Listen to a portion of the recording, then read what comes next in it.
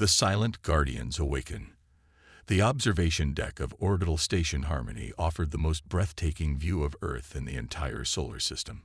Captain Erika Nakamura stood at the panoramic window, watching the blue-green planet slowly turning beneath her.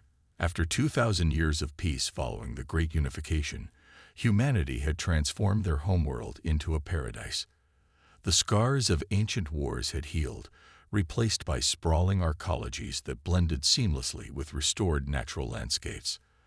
At 43, Nakamura had spent her entire career with the Earth Defense Initiative, a mostly ceremonial organization that coordinated disaster relief and maintained a token presence in space. War was a distant memory, something studied in history classes, but not experienced firsthand for 20 generations. "Captain, you need to see this." Lieutenant Maya Wang's voice broke through her contemplation. The young officer's normally composed face showed signs of concern. "What is it, Lieutenant?" Nakamura asked, turning away from the view. "We've detected anomalous radiation patterns at the edge of the heliopause. The signature doesn't match anything in our database."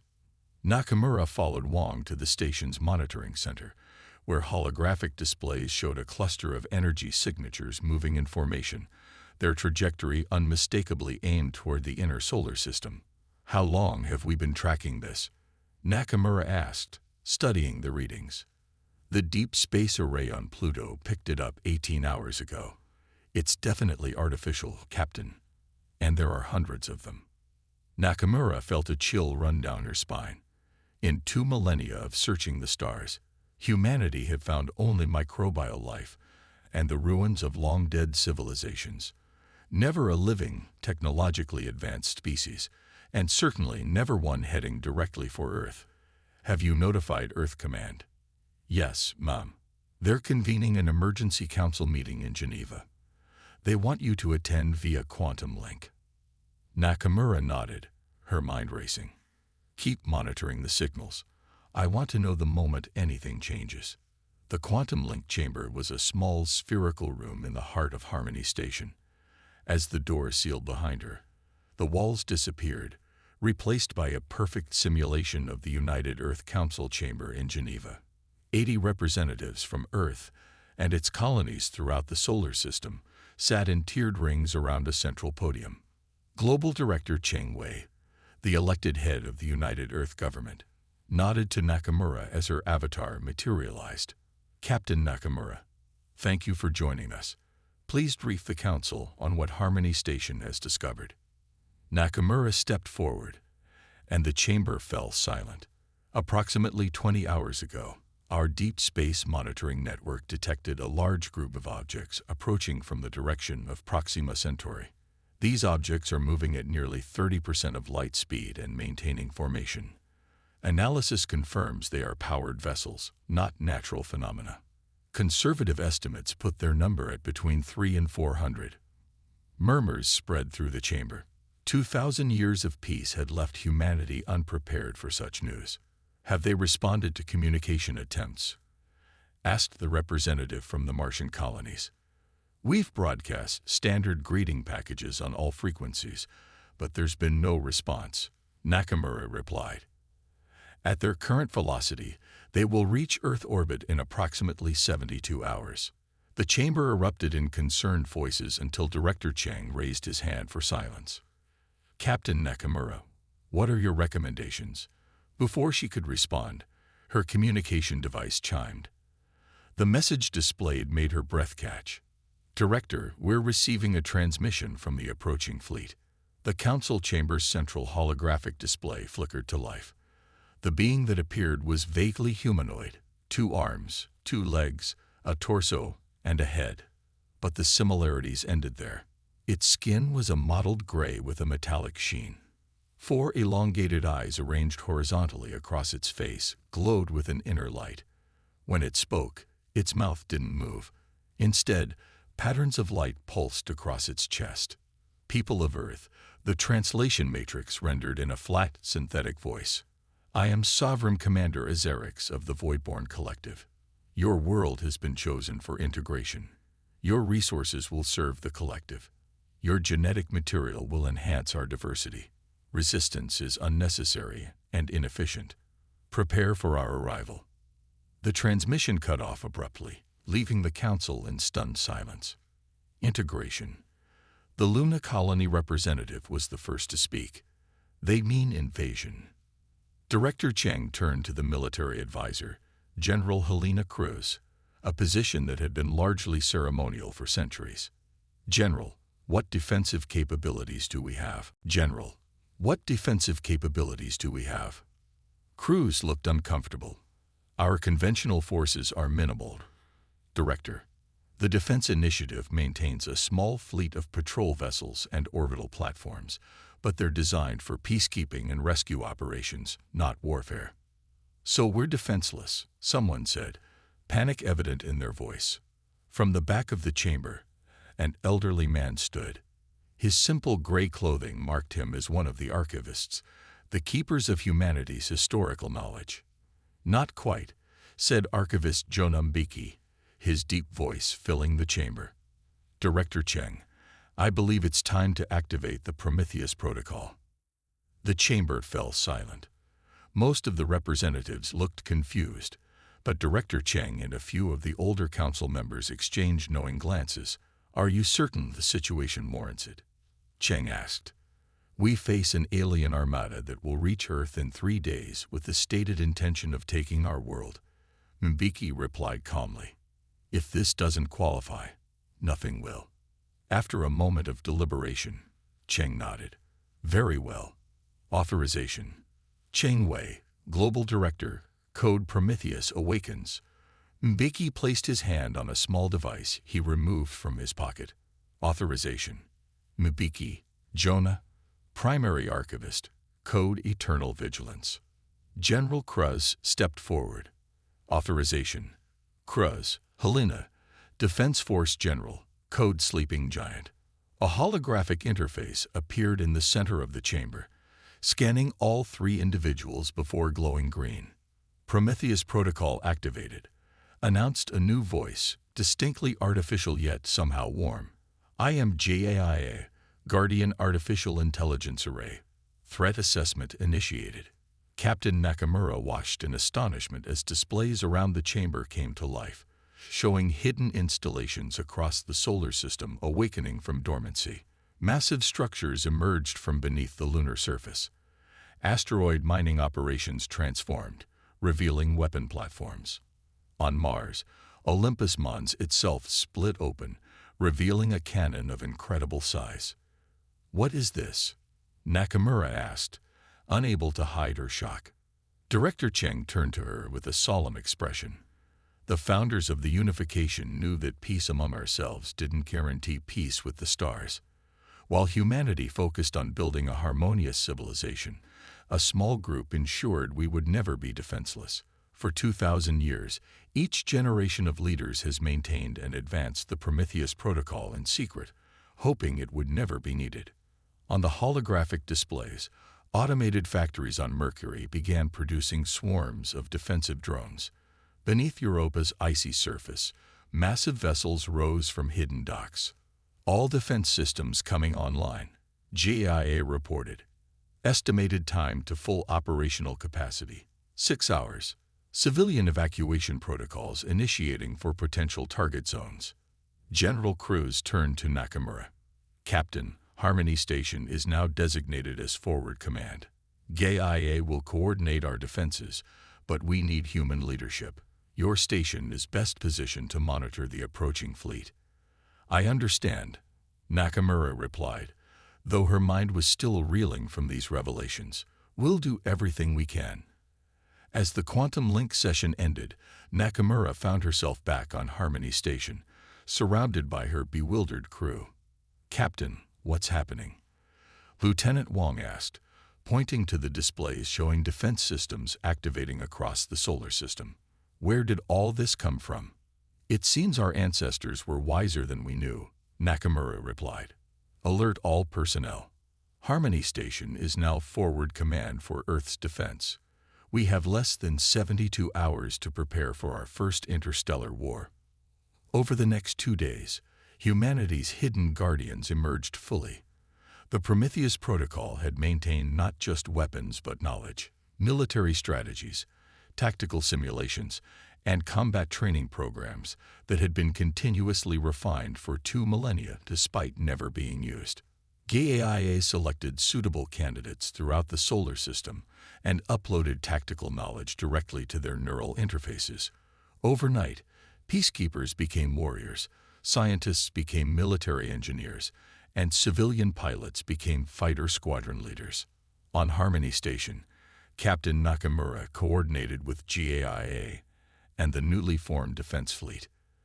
The station's observation deck, once a place of peaceful contemplation, had transformed into a bustling command center. The Voidborne Advance Fleet has accelerated, Lieutenant Wong reported. 20 vessels have broken formation and will reach Jupiter's orbit in 3 hours. They're sending a probing force, Nakamura said. Testing our defenses. Gaia's holographic avatar appeared beside her, a shifting pattern of light in roughly humanoid form. Defensive positions at Jupiter are ready, Captain. The Ganymede and Callisto installations are fully operational. Have they detected our preparations? Unknown. The Voidborne ships are employing sophisticated scanning technology, but our stealth systems appear to be effective. The element of surprise remains possible. Nakamura studied the tactical display, watching as the Voidborne Advance Fleet approached Jupiter. GAIA, what are our options? We can reveal our defenses now and attempt to deter the main fleet, or we can remain hidden until they commit to the attack. Nakamura considered the alternatives. If we show our hand too early, they might call for reinforcements. Better to let them think we're defenseless until the last moment. Agreed. Tactical recommendation. Allow the advance fleet to approach Jupiter, then execute a contained response.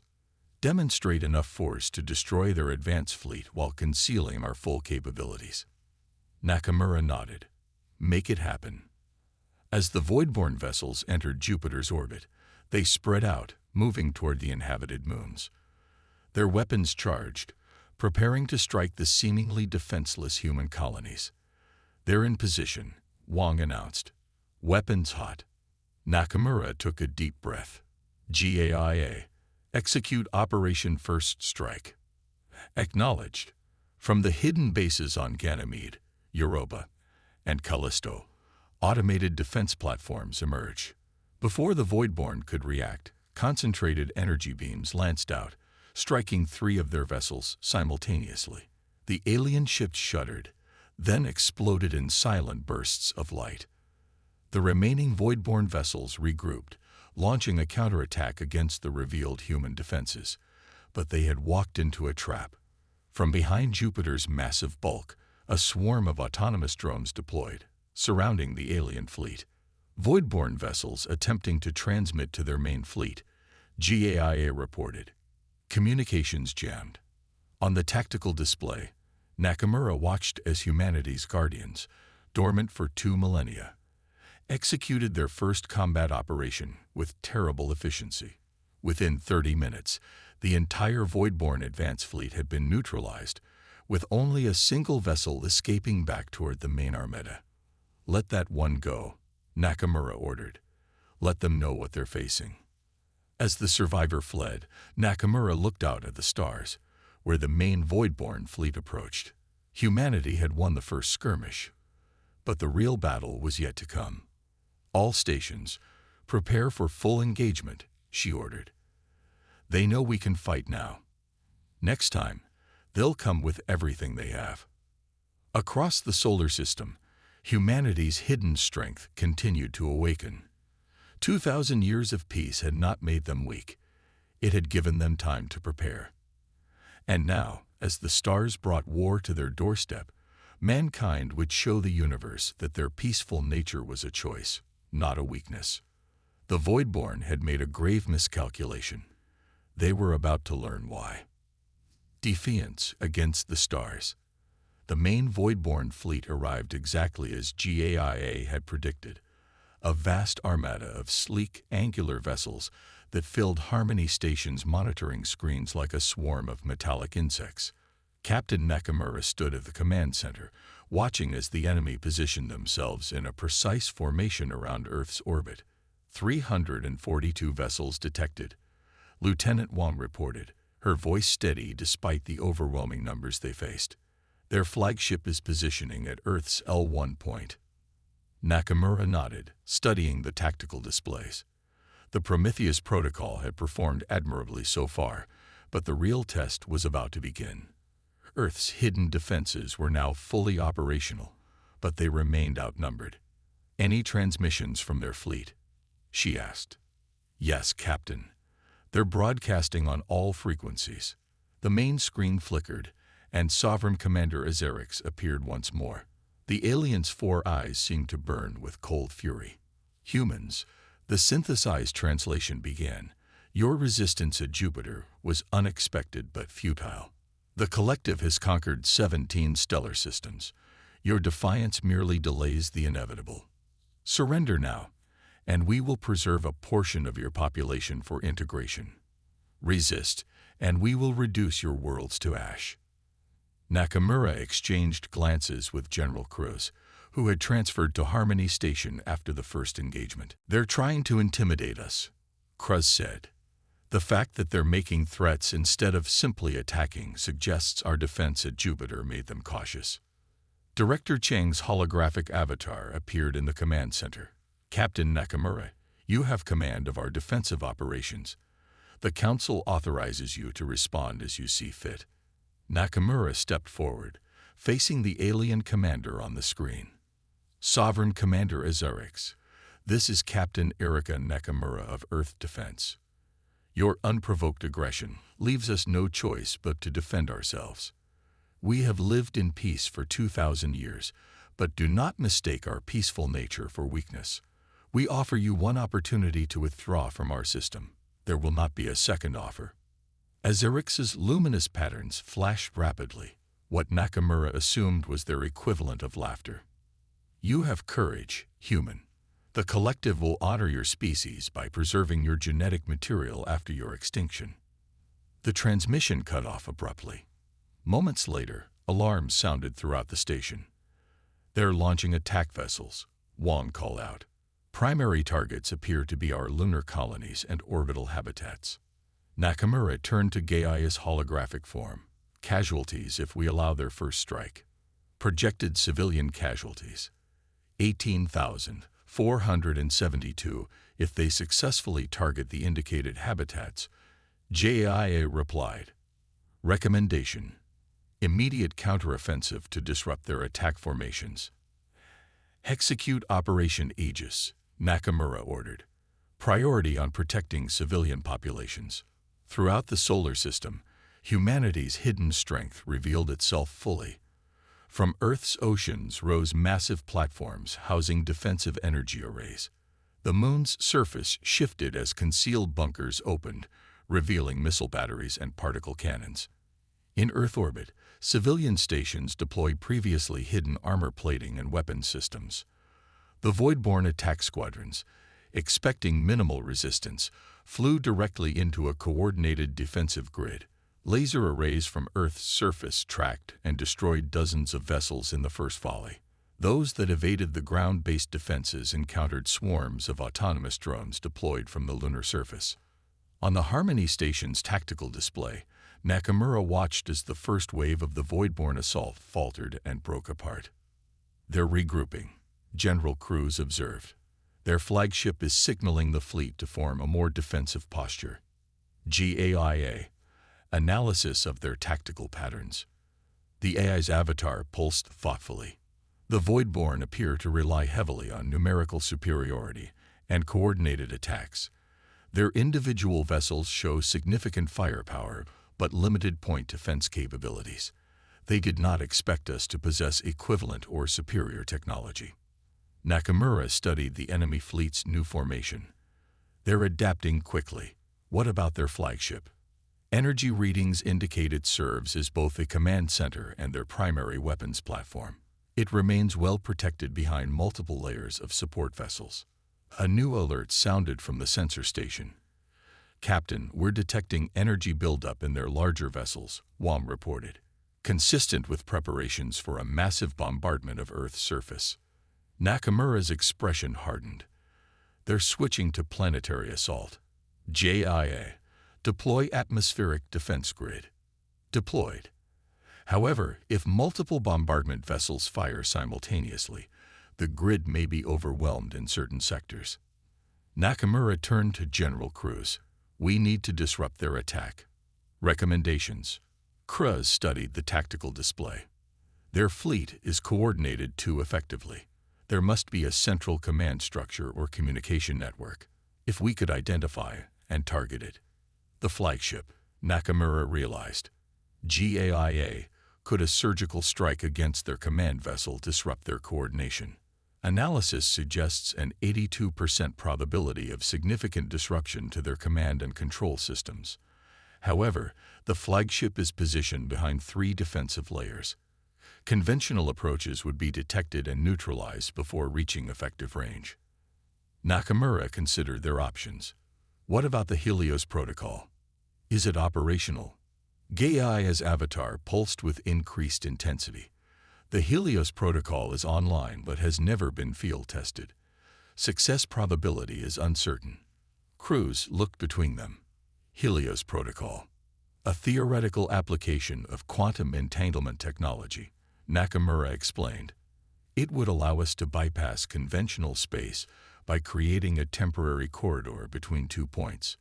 We could potentially transport a strike team directly aboard their flagship. That's possible. Cruz asked, clearly surprised. The Prometheus protocol has developed technologies that go far beyond what's commonly known, Nakamura replied. 2,000 years of peaceful scientific advancement, all directed toward defense. She turned back to JIA. Prepare Helios for deployment. I'll lead the strike team personally. Captain, Cruz protested. You're our command officer. Someone else should. No one else has my level of neural integration with GAIA. Nakamura interrupted. The Helios protocol requires split-second coordination between human intuition and AI precision. It has to be me. Within 20 minutes, Nakamura stood in Harmony Station's quantum deployment chamber, surrounded by a team of 6 specialists selected by GAIA, each the most qualified individual in the solar system for this mission. They wore sleek combat suits with built-in energy shielding and adaptive camouflage, technology that had been refined for centuries but never used in actual combat. The Voidborn bombardment will commence in approximately 15 minutes, GAIA informed them. Once aboard their flagship, your primary objective is to disable their command systems. Secondary objective, gather intelligence on Voidborn technology and weaknesses. Nakamura checked her neural link with GAIA one final time. Status of the Helios corridor. Quantum entanglement established. Corridor stability at 94%. This is within acceptable parameters, but Captain, there remains a 12% chance of critical failure during transport. Noted, Nakamura replied calmly. Proceed with deployment. The chamber hummed as energy built around them. On the displays, they could see the Voidborn fleet positioning for their assault on Earth. There was no more time for hesitation. Helios protocol activating, JIA announced. Quantum corridor opening in 3, 2, 1. The world around Nakamura dissolved into brilliant light, then reformed into an alien environment. The strike team found themselves in a curved corridor with walls of a strange, shifting metallic substance that seemed almost alive. The gravity was lighter than Earth standard, and the air carried an acrid metallic taste. Corridor successfully established. JI's voice came through their neural links. You are aboard the Voidborn flagship. Life support in your suits is functioning at optimal levels, detecting multiple biosignatures approaching your position. Move out, Nakamura ordered. Stealth protocols active. The team advanced through the alien vessel, their combat suits adapting to match the surrounding environment, rendering them nearly invisible. They encountered several Voidborn crew members, each similar to Azarix, but with subtle variations in size and coloration. GAIA. Can you locate their command center? Nakamura vocalized through her neural link. Analyzing energy patterns. Central command appears to be 2 levels above your current position. Marking navigational path now. Following Gaia's guidance, they reached a massive chamber filled with holographic displays showing Earth and the ongoing battle. Sovereign Commander Azerix stood at the center, surrounded by other Voidborn officers. Bombardment preparations at 92%, one of the aliens reported. Human defenses are formidable, but will be overwhelmed by concentrated fire. Nakamura signaled her team to spread out around the chamber's perimeter. Each specialist placed small quantum disruptors at strategic points, devices designed to interfere with electronic systems on a fundamental level. Just as they finished positioning the final disruptor, an alarm sounded. One of the Voidborn pointed toward a corner where a team member's camouflage had momentarily flickered. Intruders. The alien hissed. Secure the command center. Now, Nakamura ordered, and the team activated their disruptors simultaneously. The effect was immediate and dramatic. Every system in the command center flickered and died. The holographic displays collapsed, and the room plunged into darkness before emergency lighting activated. Azerix spun around, his 4 eyes scanning the room as the strike team deactivated their camouflage, becoming fully visible. Impossible, the Voidborn commander snarled. How did you breach our vessel? You underestimated us, Nakamura replied, stepping forward. A common mistake when encountering a peaceful species. The Voidborn officers reached for weapons, but the human team had already drawn theirs, compact energy pistols that fired concentrated plasma bolts. The aliens fell before they could respond. Azerix remained standing, protected by a personal energy shield. You cannot stop the collective, he declared. Even now, our fleet prepares tow. Your fleet is in disarray, Nakamura interrupted, gesturing to the now blank displays. The quantum disruptors are affecting more than just this room. Your entire command network is compromised. On cue, GAIA's voice came through her neural link. Captain, the disruption is cascading throughout their fleet. Their formation is breaking down. Multiple vessels are reporting system failures. Azerix charged toward Nakamura, 4-fingered hands extended like claws. She sidestepped smoothly, her combat training, implanted through neural education, taking over. With precise movements, she disabled the alien commander with a series of strikes to vulnerable points GAIA had identified in their physiology. As Azerix collapsed, Nakamura turned to her team. Secure the command center. Download everything you can from their databases before the systems recover. The specialists worked quickly, connecting quantum storage devices to the alien terminals. Captain, one called out, I'm accessing their tactical database. It contains information on all 17 systems they conquered, including defensive weaknesses they exploited. And something else, another team member added. Their species, they're not natural. These are genetic constructs created by another civilization they refer to only as the architects. The Voidborn are engineered soldiers. Nakamura processed this information as GAIA provided updates on the battle outside. With the flagship's systems compromised and their command structure in chaos, the Voidborn fleet was losing cohesion. Earth's defense forces pressed the advantage, targeting the disorganized enemy vessels with coordinated precision. Captain, GAIA reported, we've identified a critical vulnerability in Voidborn technology. Their ships utilize a form of quantum resonance for propulsion and weapons systems. The frequency can be disrupted using modified versions of the quantum disruptors you deployed. Can we broadcast the disruption pattern to all our defense platforms? Nakamura asked. Affirmative.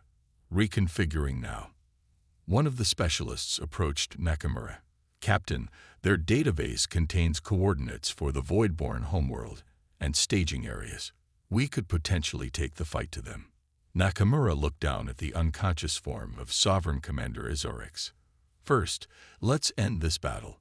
JIA, prepare for our extraction, and broadcast a message to the Voidborn fleet. surrender or retreat. As the strike team gathered for extraction, the quantum disruptors began to fail, and systems throughout the flagship started to reactivate. Azaric stirred, his 4 eyes focusing on Nakamura. "This changes nothing," the alien commander growled. "The collective is vast. Others will come. Then they'll meet the same resistance," Nakamura replied. "We chose peace among ourselves, Commander Azaric. We never said we wouldn't defend that peace." The Helios protocol activated, surrounding the team in brilliant light. As they dematerialized, Nakamura's last view was of Azaric struggling to his feet, his expression unreadable. Back on Harmony Station, Nakamura emerged from the quantum deployment chamber to find a command center erupting in celebration. The tactical displays showed the Voidborn fleet in full retreat, dozens of their vessels disabled or destroyed. "It worked," General Cruz greeted her. "When their command systems failed, our defense platforms deployed the modified quantum disruption signal. Their entire fleet lost weapons and propulsion simultaneously." Director Chang's holographic avatar appeared before her. "Captain Nakamura, on behalf of humanity, I thank you and your team. The Council is broadcasting terms of surrender to the remaining Voidborn vessels. And if they refuse," Nakamura asked, "then they will face the full might of a species that has spent 2 millennia preparing for this moment while hoping it would never come." In the days that followed, humanity began to process what had occurred. The majority of the Voidborn fleet retreated beyond the Heliopause, though several damaged vessels surrendered and were secured in the orbit of Neptune for study. The interrogation of captured Voidborn revealed the truth behind their civilization. They were indeed engineered beings, created by a long-vanished species to serve as conquering forces. For millennia, they had expanded through the galaxy, conquering world after world to fulfill their programmed directive. Earth had not merely defended itself, it had demonstrated that the Voidborn were not invincible. As news spread to the conquered worlds, resistance movements began to form. The collective that had seemed unstoppable now faced challenges on multiple fronts. 1 month after the battle, Captain Nakamura stood once again on Harmony Station's observation deck, watching Earth turn peacefully below. The Prometheus Protocol had been revealed to humanity, no longer a secret, but a shared responsibility. Throughout the solar system, the hidden defenses remained vigilant, now joined by new technologies derived from studying the Voidborn vessels. Lieutenant Wong approached, offering a data tablet. "The Council has approved the expedition, Captain. The Freedom Fleet will depart next month to contact the resistance movements in the nearest conquered system." Nakamura nodded, studying the mission parameters. Humanity was venturing beyond its solar system, not as conquerors, but as liberators. "Admiral Nakamura," Wong corrected herself, noticing Nakamura's new insignia. "Sorry, still getting used to the promotion." "As am I," Nakamura replied with a small smile. 2,000 years of peace, and suddenly I'm a military commander." "Not just a military commander," Wong said. "You're carrying the best of humanity to the stars, our determination to defend peace, not just for ourselves but for others." As Nakamura looked out at the stars, she reflected on the path ahead. Humanity had faced its first interstellar threat and emerged not only victorious but stronger. The peace they had built was not fragile. It was their greatest strength, worth defending and sharing with the galaxy. The Voidborn had awakened humanity's slumbering guardians. Now those guardians would become shepherds, protecting not just Earth, but all who sought freedom among the stars. "Prepare the fleet," Admiral Nakamura ordered. It's time humanity took its place in the galaxy. The stars awaited, and mankind would meet them not with fear, but with the same determination and ingenuity that had preserved their peace for 2 millennia. The age of isolation was over. The age of expansion had begun.